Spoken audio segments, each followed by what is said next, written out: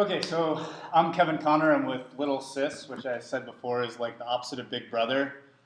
Instead of watching down, we're watching up at the powers that be. And it's basically, we describe Little Sis as sort of an involuntary Facebook of powerful people. So it's tracking information on the relationships of powerful people and organizations, pretty much mostly focused on the US. It comes out of my experiences not so much as a journalist, but as an activist, having recognized sort of the value of putting together and understanding data on the networks of powerful people and organizations. If you're doing strategic campaign work, if you're doing sort of muckraking, it's really important to have that knowledge and sort of understand what you're up against in terms of the power structure.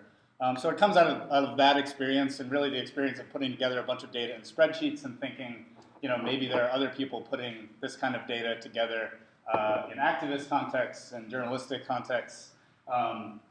And so that's Little Sis. It's both, we've been online since 2009. It launched initially with a bunch of data that we had scraped, and we continue to scrape data and import data into the site. But we also, it's also a wiki, so you can actually sign up and contribute information to the database as long as it's well-sourced and not like Mickey Mouse dated Donald Duck or something like that. Which someone actually did something like that at some point. So we watch our edits. It's a transparent modification log. You have to add links to external sources. And I'm just going to show one piece of the site today, which is a visualization tool that we call Oligrapher, like oligarchy and graphing, that we launched last year. The site was online for a while before we even did anything with visualization, because we're kind of like, they always end up being spaghetti maps, and you know, do we really want to go down that road? We didn't really feel like we could do anything that sophisticated in terms of network analysis. Oh wow. Did you just start that? The timing, sorry. So we wanted to put something together that was less about like exploring the data and more about telling some stories with specific slices of the data. So we call it Oligrapher. I was going to show some inspirations for our work on this. One that I'm going to show quickly is Mark Lombardi. Anyone familiar with Lombardi's work? Raise your hand if yes. Did these amazing network maps, illustrations of power networks, mostly focused on the US, but all kinds of international scandals. So, you know, that's obviously print, but that's the sort of work we were drawing on. One sample of a map that we kind of did early on to using Oligrapher is just showing, a lot of the maps end up being about regulatory capture. So we have, this was around when net neutrality was in question in the US. FCC regulates telecom. This map basically shows the FCC, the regulator on one side, the private sector on this side, and then connections through various staffers in the middle, and specifically staffers to the chairman, Tom Wheeler. So that's one map that we sort of put out there early on. Another one that's kind of a different type of data is looking at companies that manufacture tear gas. And you know, a company like Combined Systems doesn't have much of a public profile, even though they're manufacturing this tear gas. But if you draw the connections back up, you end up at large private equity firms like the Carlyle Group, where George Bush worked, and that sort of thing. So, so deploy, you know, this is a site that anyone can sign up for and start creating these maps. And what happens when when people just start contributing maps? Well, first I'll just very quickly show what the workflow looks like. One journalist was interested recently in mapping the revolving door ties between Covington and Burling, the law firm of the former Attorney General, and the Justice Department. So if I want to just do that mapping really quickly, I add the interlocks between those two. I'm going to filter it by a certain type and prune, and you end up with this quite large graph that you can then move around. How much time am I doing? Okay. So when users start using this tool, you end up with some very complicated graphs. people start just like drawing all kinds of connections, and they've got, and they're using it partly for their own analysis, but partly, you can embed this and put it on your page. But looking at this and looking at, another one like this one's widespread fracking in the name of North American energy security, and there's a whole story here. There's a ton of information. It's not necessarily very informative to someone who's just arriving at it. So a question for us became, how do we kind of focus the eye on different parts of the map and walk people through a story rather than, this mess? And just give me one more minute for you to. So what we did is we've started to, this is another one that's who's behind the RM Stadium deal. It's a little bit more nicely laid out in terms of, what's there. And I should say that all these maps, incredible amounts of work went into them, and they're really fabulous in a lot of ways, but we're trying to give tools to the users that let them present the information in a more of a narrative way. So for something like this, we developed a tool where you can, or part of Oligrapher, where you can essentially walk through the graph and present different parts of the narrative. This one just kind of walks through presidential candidate Marco Rubio's ties to the private prison industry. I don't have enough time to kind of go through the story here, but you click next and it just kind of walks you through a narrative and different aspects of the graph. And this is another one focused on the SEC regulator, a financial regulator who's been in and out of the private sector. So that's as quick as I could get through it, but if there are any questions about any of that, I'm happy to take them. Where does the data come from, like the database of it? So if you go to a page like Mary Jo White, you've got the links in a kind of different format over here, and then all the source links appear on the right. And if you go to an individual relationship, you can go directly to the source on the right. And so the data is coming from both. Some of this data is scraped, but in this case, a user added the information. You can go to a page. I'm not going to do it right now, but we have a bookmarklet where you can just kind of be reading an article and adding relationships based on what's in the article, so that it's just in page for the user. So is it mostly the user community who does this as opposed to the staff? It's a mix. I would say we've kind of moved to the point where of the user edits happening on the site, of the non-bot edits happening, probably about 70% are users, 30% are staff. Yeah. Staff tends to be more, we tend to add a lot more and more quickly. There's a bulk import tool, so we can kind of add spreadsheets more quickly than most users.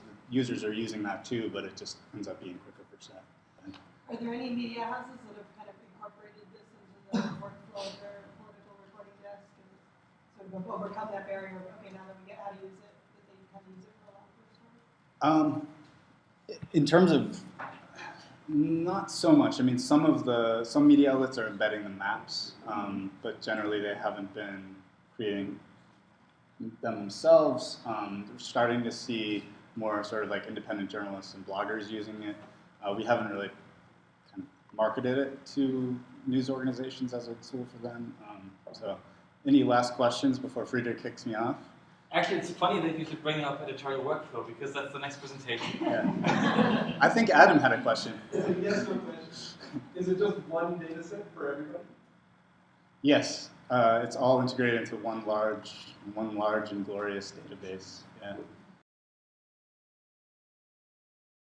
There are many ways to approach the same issue.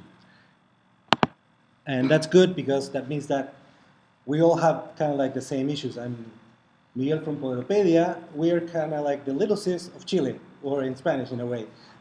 We are working with journalists from I don't know what's wrong.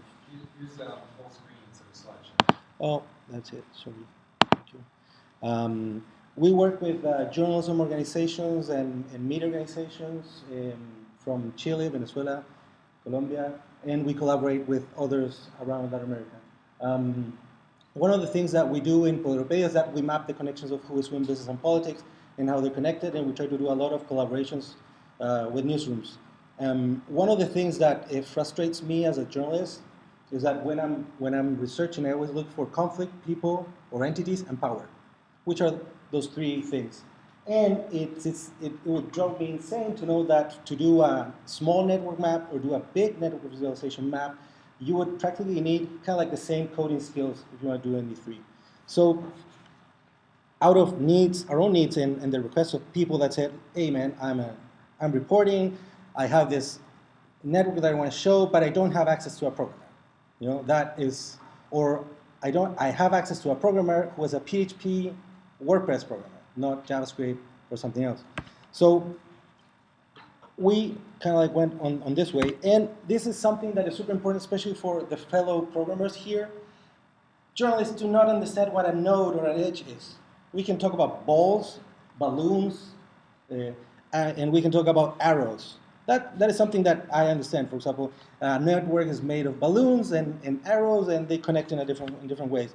And those can be expressed this way. You know, a ball is a node that is also an entity. An entity is a thing. It's a person, organization, and that can have a name. It can be John and Mary. And the arrows can be the way they're connected, in this way that they're married. And that we can structure that for the computers to read that information. And we can have different types of relationships like unidirectional or bidirectional, okay?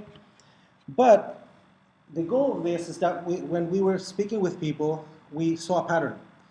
There's people that want to analyze data and use network visualization for social network analysis.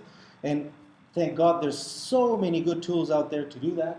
And there's others that do really fancy visualizations, but there isn't very much, and I'm going to show you a bunch of things at the end. There isn't very much tools that do this, you know, democratize the use of data for visual storytelling by people who don't know how to code and might not have the resources to set up a Docker, to have a EC2 instance in Amazon, etc. So we saw many tools, and I'm going to credit all of them at the end because many people that are working on that are here. And we said, which are the great things of each one, and which are the things that we think that we could propose something. And we said, the thing that we like more is Timeline.js. One of the tools that has had more use in newsrooms with very little explanations is a thing like Timeline.js or Data Wrapper or anything that has a 1 to 5 step thing, like, okay, you open this and you do that, and so you open a spreadsheet, template, and here it's still rough, it's node, it's ID, connections, and data. The next version is just going to be one spreadsheet where you have the data, which is ID, name, and type of entity, and we wanted to keep it loose.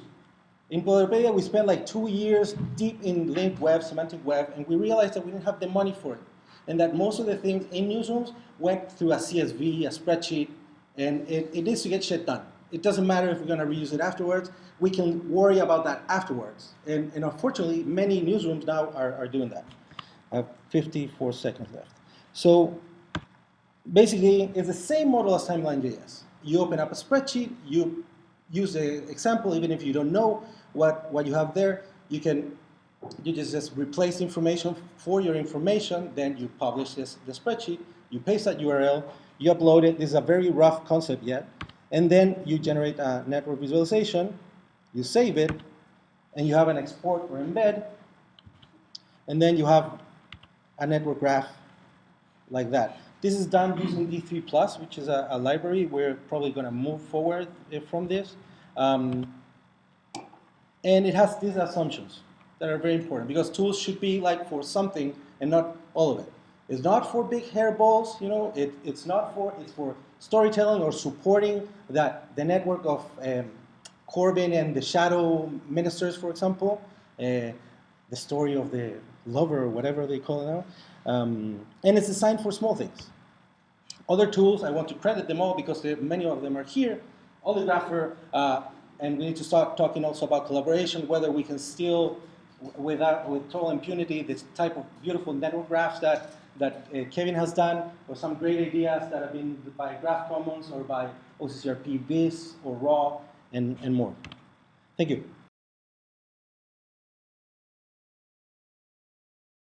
Okay, so I am with iLab, and so is Chad Austin over there.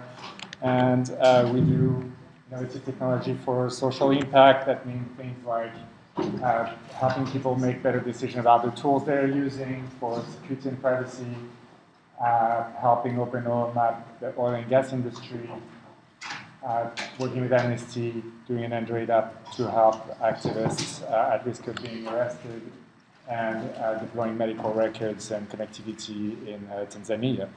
But we're here with the influence mapping project, and what we're doing is a toolbox. So Toolbox is actually a kind of a code name. That's probably not how it's going to be called. Actually, we're not really even sure whether it should be called influence mapping anything, but I'll get back to this in a second. So what I'd like to do in about 30 minutes is to give you a bit of context, the problem we've been asked to solve, some of the process we're using to do that, and what our current results are. And then ask for your feedback. You've done a lot of this with the post-it note exercise, and we want to continue building on that. So that's about the structure of the toolbox and the concept of the toolbox. So the problem we're trying to tackle is, how do I get started with my influence mapping project? That's the kind of answer, or the question that we want to try and give an answer to. But the problem is, who is the person we're trying to target? So this is fairly vague, but I think potentially journalists, but not the 2,000 we were talking about this morning, not the 2,000 investigative journalists, maybe the people that Eva was mentioning, that maybe once in a while doing investigative projects, but probably also researchers that are actually interested in using some of these methods. Getting started with my project, whose project is it exactly?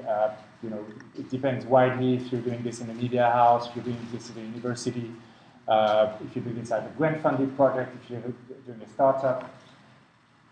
Come back to what I was saying earlier, influence mapping is also not an accepted term, nowhere near. If we ask some people, hey, are you doing an influence mapping project? And they were like, sorry, no. And then we ask, are you mapping power, political influence, and linking that, linking people with corporation and influence? Oh yeah, we're totally doing that. So there's a wording question here, and there's tons of different types of projects. People who are trying to become data providers for others, journalists doing one-off articles.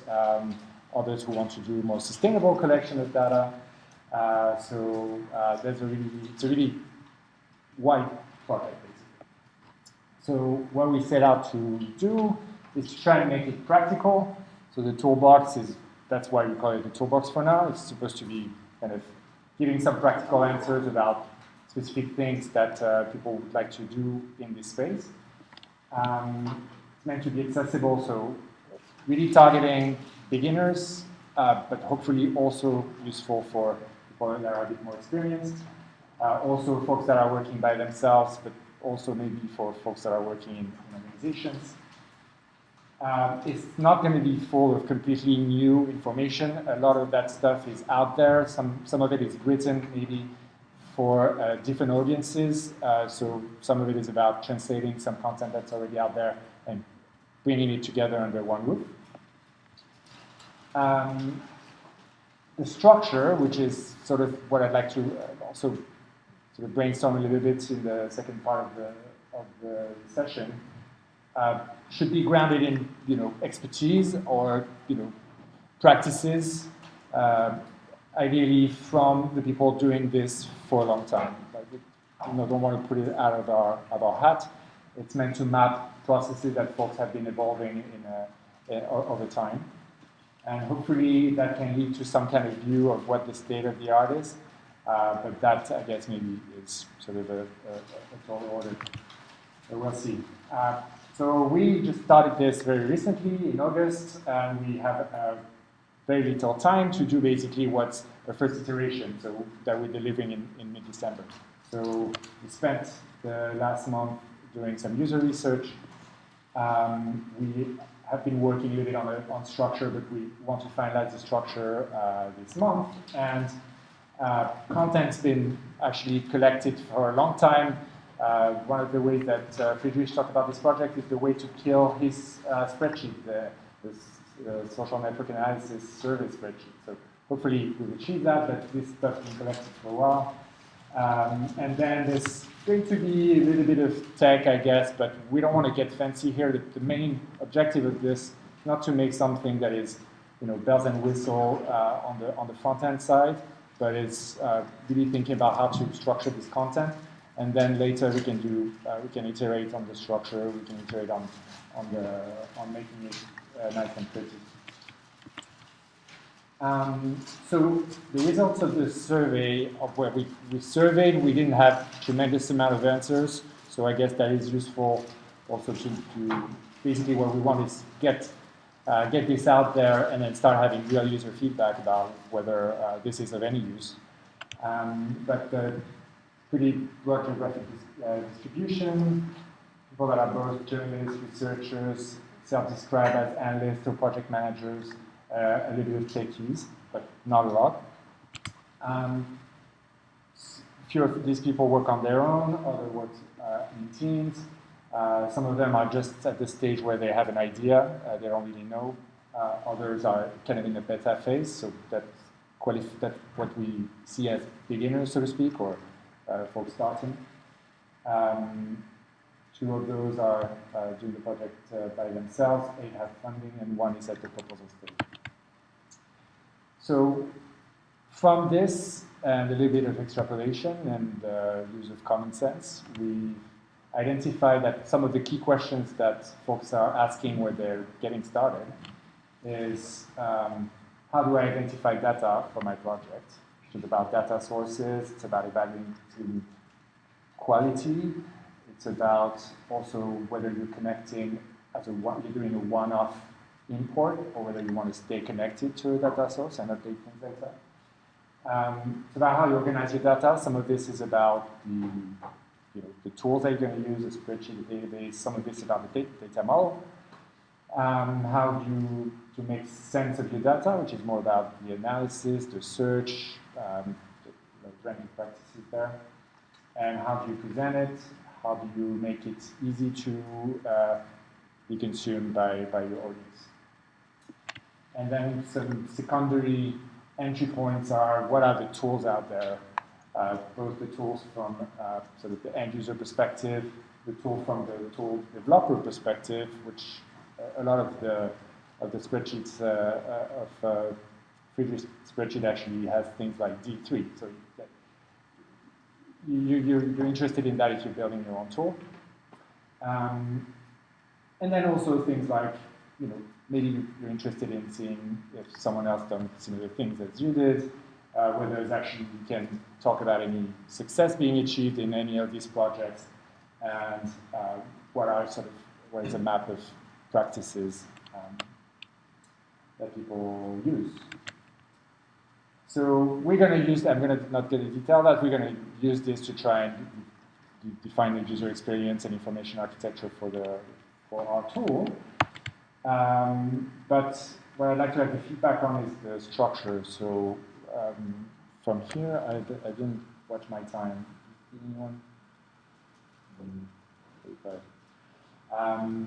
So these are the key sort of things that we want to, whether we started collecting data about. So one is the projects. I don't think this needs a lot of explanation. Practices, maybe. I think practices from our standpoint is something that, different projects would use. I have to say that, thank you. Different projects, all projects will have different goals, different teams, all of that. That's what they can maybe, when some of them are sharing or doing again and again, are practicing there. And so we think that that's the kind of the good unit to sort of drive people to when they're thinking about how to improve or how to learn about what they're what they'd like to improve or do better. And that's a good path to then lead them to maybe a tool, another project, or maybe a case study or something like that. So what we're doing now is a bit as a diverging phase, I would say, in the structure. So we're trying to make sure that we're not missing anything really important that people might be interested in learning and that are part of the practices in this field. And then at some point we're trying to converge or cluster and try to make these things sort of understandable and lead people to this information. So where we're at now is basically trying to define what is a blueprint of the practices that are involved in this kind of work. So there's 100 different ways to I think categorize this, and there's ways to try and be extremely precise about each of the different steps. But the reason why this matters to us is because we just want to have a kind of a high-level overview of what are the key things that people do over and over again in this type of project, so that we can hook that up to tools and best practices and so on.